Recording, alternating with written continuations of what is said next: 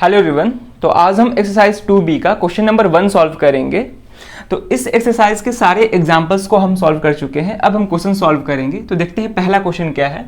पहला क्वेश्चन है verify that 3 - 2 1 are the zeros of the cubic polynomial px is equal to x³ - 2x² - 5x + 6 and verify the relation between its zeros and coefficients. ठीक है, तो यहाँ पे हमको एक क्यूबिक पोलिनोमियल दिया गया है, हमको ये वेरीफाई करना है, प्रूफ करना है कि 3 - 2 और 1 इसके जीरोज होंगे।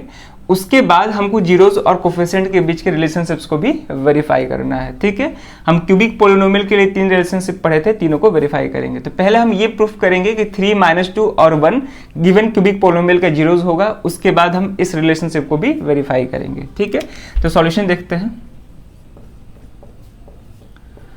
तो जो पोलिनोमियल दिया गया उसको लिख लेते हैं। तो लिखेंगे the given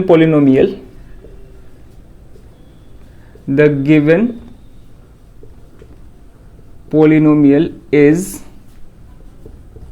px is equal to क्या है, x³ - 2x² x³ - 2x² - 5x + 6। ठीक है, ये पोलिनोमियल गिवन है।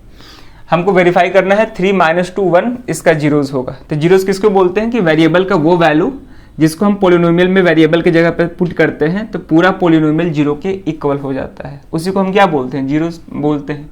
तो हम क्या करेंगे, एक एक करके 3 - 2 1 को पुट करके चेक करेंगे कि पूरे पोलिनोमियल का वैल्यू जीरो के इक्वल आ रहा है कि नहीं आ रहा है। ठीक है, अगर पूरे पोलिनोमियल का वैल्यू जीरो के इक्वल आ जाएगा तो हम बोल देंगे वहां पे कि गिवन जो नंबर्स है वो क्या है, गिवन पोलिनोमियल का जीरोज है। ठीक है, तो एक एक करके चेक करेंगे। तो पहले हम 3 को चेक करते हैं जीरोज है कि नहीं है। तो लिखेंगे देयरफॉर P3। ठीक है, 3 को चेक करना है।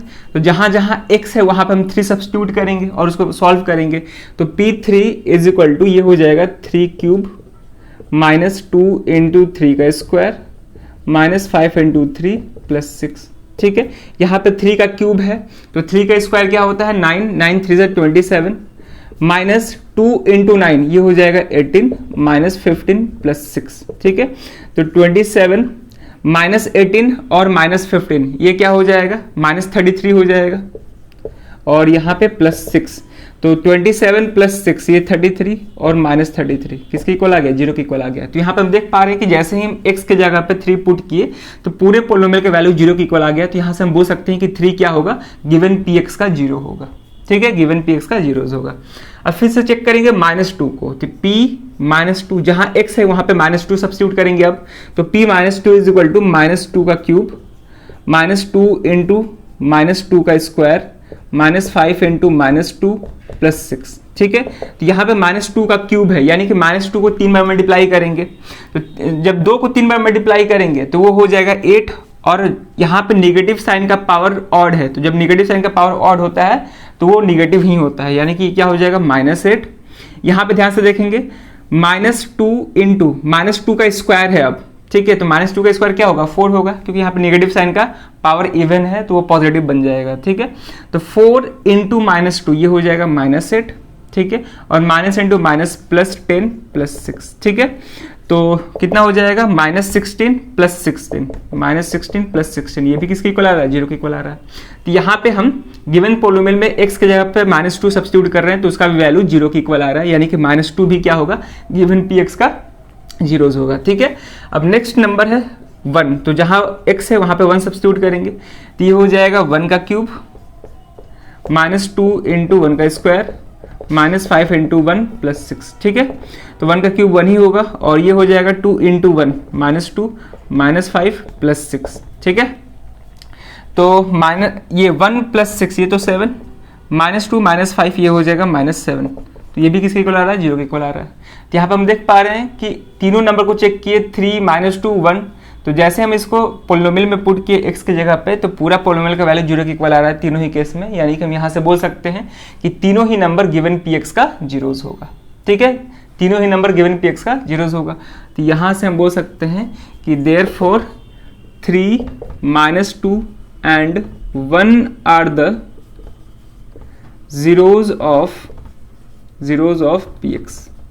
ठीक है, आप चाहो तो इसको इक्वेशन 1 कर लेते, इसको 2 इसको 3 और बोलते हैं from 1 2 and 3 we can clearly see that 3 - 2 and 1 are the zeros of px। ठीक है, चलिए और ध्यान रखेंगे ये जो जीरोज दिया गया है 3 - 2 1, यही जीरो इस क्यूबिक पोलिनोमियल का होगा, क्योंकि क्यूबिक पोलिनोमियल के 3 ही जीरोज होते हैं, तो तीनों जीरोज हमको मिल गए 3 - 2 1। इन तीनों नंबर के अलावा इस क्यूबिक पोलिनोमियल का कोई दूसरा जीरो नहीं होगा।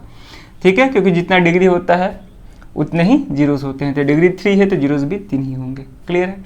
तो यहाँ पे हम क्वेश्चन का पहला पार्ट वेरीफाई कर लिए। अब सेकंड पार्ट में हमको जीरोज और कोफिशिएंट के बीच के रिलेशनशिप्स को वेरीफाई करना है। तो पहले इतना वीडियो को पॉज करके नोट कर लीजिए, उसके बाद वेरीफाई करते हैं। अब हम जीरोज और कोफिशिएंट्स के बीच के रिलेशनशिप्स को वेरीफाई करेंगे। तो इतना हम वेरीफाई कर लिए कि 3 - 2 और 1 इसके जीरोज हैं। ठीक है, गिवन px के जीरोज हैं।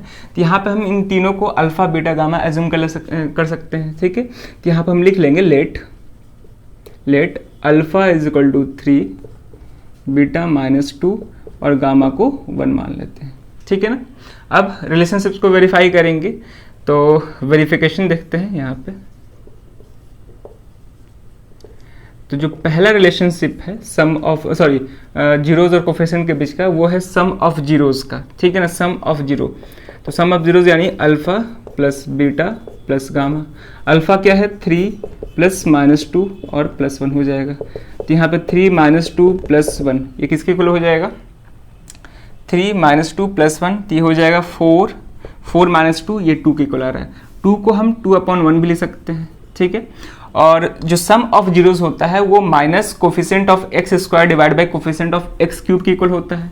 तो चेक करते हैं हो रहा है कि नहीं। Minus coefficient of x square divide by coefficient of x cube के इक्वल होता है सम ऑफ जीरोज का वैल्यू। ठीक है, या फिर इसको -b/a भी लिख सकते हैं, क्योंकि जब स्टैंडर्ड फॉर्म से इसको कंपेयर करेंगे तो ये हो जाएगा x cube plus b x square plus c x plus d. तो यहाँ पे कोफिशिएंट ऑफ एक्स स्क्वायर क्या है? b है, तो इसको -b। Coefficient of x cube क्या है? a, तो -b/a भी लिख सकते हैं। ठीक है, आप चेक भी कर सकते हो कि वैल्यू मतलब इसके इक्वल आ रहा है कि नहीं आ रहा है। तो -b क्या है यहाँ पे? -2। a का कोफिशिएंट 1 है, तो यहाँ पे क्या हो जाएगा? 2/1 यानी क्या आ रहा है। ठीक है, चेक भी कर सकते हो। ये था पहला रिलेशनशिप।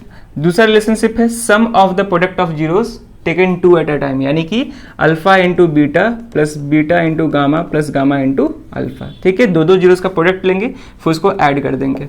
ठीक है, तो यहाँ पे करते हैं।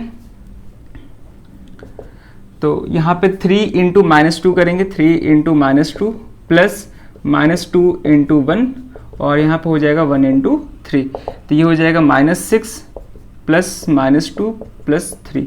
ठीक है, तो -6 और -2 क्या हो जाएगा? -8 -8 प्लस 3 -5 हो जाएगा। तो -5 को -5/1 ले सकते हैं। ठीक है, और इसका जो वैल्यू होता है वो हमेशा किसके इक्वल आना चाहिए?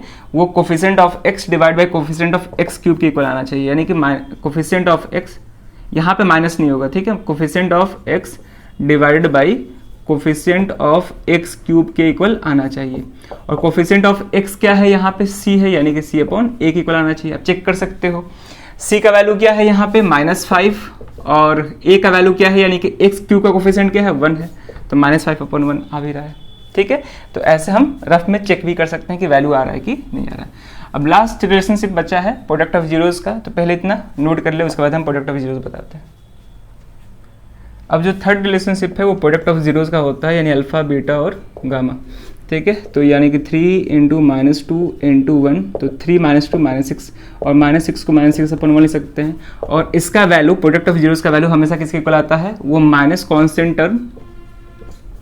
Constant term divided by coefficient of x cube के इक्वल आना चाहिए। ठीक है, यहाँ पे कांस्टेंट टर्म d है, यानी कि -d/a भी बोल सकते हैं।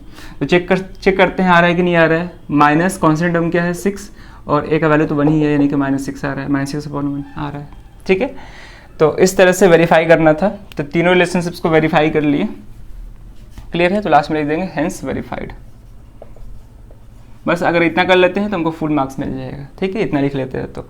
और हम पूरा वर्ड में ही लिखने की कोशिश करेंगे, minus constant term divide by coefficient of x cube. ठीक है ना, शॉर्ट फॉर्म से लिखने से बचेंगे, क्योंकि एग्जाम में हम पूरा लॉन्ग फॉर्म में लिखते हैं। ठीक है, तो चलिए फिर होप कि ये क्वेश्चन समझ में आया होगा। इस तरह के क्वेश्चन हम एग्जाम्पल्स में भी सॉल्व किए हैं, ठीक है। तो क्वेश्चंस को प्रैक्टिस करते रहिए। इस वीडियो में ये क्वेश्चन रखते हैं, अब मिलते हैं नेक्स्ट वीडियो में नए क्वेश्चन के साथ। Thank you.